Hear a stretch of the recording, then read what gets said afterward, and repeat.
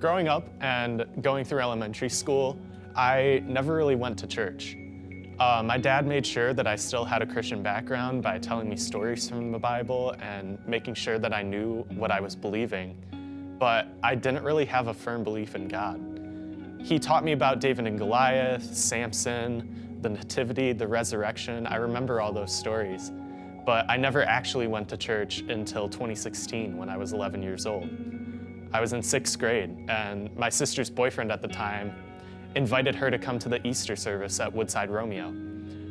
She invited the rest of us to come with them, and I didn't really know what to expect. This was the first time I had ever been to a church service. And as a young kid who just wanted to be at home playing video games, it wasn't my favorite thing in the world. I kept going most weeks, but I didn't take church and the responsibilities that God gives us very seriously. And I spent months like this, only going to church on occasion and staying home to do what I wanted for most weeks. After a few months passed of my on and off attending, I started going to Oasis finally. And Oasis gave me a whole new perspective on what it means to be a Christian. I got to experience the grace and the forgiveness of God after not taking church very seriously before. For the first time in my life, I got to gather with others and talk about the Word. I could see God working in my life. And once I started hearing messages that related more to my situations, I found it easier to go to church on Sundays. When I was in 8th grade, my small group consisted of 2 leaders and 3 boys, including me. So it wasn't the biggest group ever. And while it might not sound like the best scenario, this was a really good opportunity to speak out my thoughts on what was spoken to us.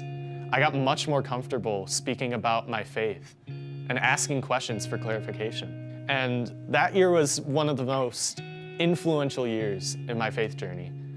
I finally stepped out of the reserved way I had been going through my life before, and I started opening up about more problems, about more questions that I had.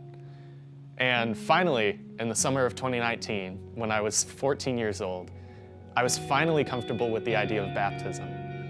See, prayer was never something I was very familiar with or comfortable with, but I found myself praying every single night for almost half a year at that point. And Oasis was because of that. Listening to a sermon every Sunday morning, every Wednesday night, it was a privilege for me rather than the burden it had been just a few years ago. I felt mature in my faith, and I was lucky enough to be baptized by Ben Orr, the youth director at Romeo, and I couldn't be happier that that happened. And after being baptized, I found myself wanting to learn more about the gospel and do more for the church. I could see the Holy Spirit working through my life, pushing me to do more things for God's glory. And then crap hit the fan. COVID shut everything down, including the opportunity to go to church. There were online sessions, but I didn't have the motivation to watch them for whatever reason. The lockdown brought me to a state of frustration with myself and with the things going on around me that I've never seen myself in before. And I didn't turn to the Bible. I ignored my responsibilities as a Christian. And I focused on what I wanted instead of what God wanted for me.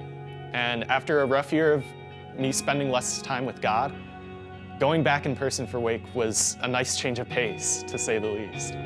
I still didn't feel the same way I did before. I didn't think I had that relationship with God before everything shut down. Prayer started to exit my routine, and it took a while for that to become natural for me again. And finally being back in person though, I could actually start doing things for God's glory like I had wanted to before.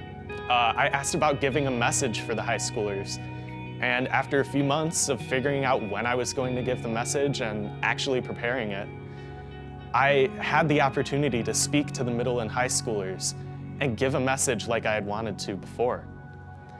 God worked through that moment, and He brought me out of the dark mood that I was in, and He brought me back to the priorities I had before, back to prioritizing Him.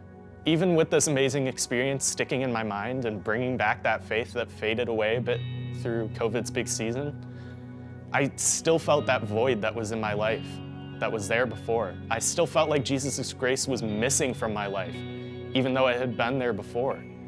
And I started to think that I wasn't good enough. I felt like I wasn't good enough for my family or my friends. I felt like I wasn't good enough for myself, what I know I could be. But most importantly, I didn't feel like I was good enough for God. I started getting lazier. I felt that lack of motivation that was there when COVID started. And through all of this doubt I had, I still signed up for Hope Week, not realizing that I was the only guy from Romeo signing up. And this didn't help me with my frustration at all. I didn't know what I was getting myself into. And now I had to do it with a group of people that I wasn't comfortable with. But luckily, I'm glad to say that my expectations were blown away from Hope Week, despite my uncertainty going into it. Spending a whole week with people that I could grow close to and share my faith with, share my struggles with, was a great opportunity to realize what I was doing wrong. And I finally got back into my usual prayer routine. I started reading my Bible more, and I got to spend a whole week with the best group I could have asked for. Since Hope Week last year, there have been a few moments where I've struggled with my faith or noticed my routine slowing down. But every time, God helps me through it, and He makes sure that I don't stray away from His goodness.